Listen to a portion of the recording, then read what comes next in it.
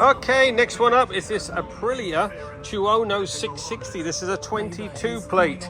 Not done one of these before, but this one's been sitting for some time. Only got 1,000 miles on it. Unfortunately, the client just wants to go with a basic wash, blow dry, get some lube on that chain, and that is it. So it will not include a polish of this pipe. We're leaving that. We'll just degrease it, decontaminate it, and then we'll re-lube that chain up. He doesn't want any corrosion protection on it either, which is a bit of a shame, but we'll do a quick wash on this, blow dry it.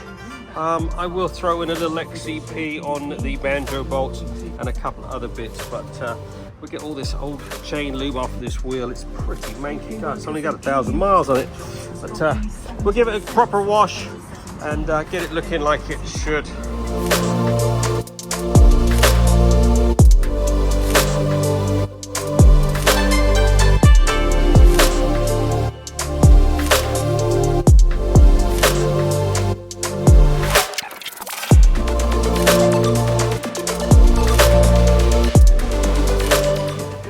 There you go, 1 hour on the dot. This lovely little Aprillia Tuono 660 has been fully trotted.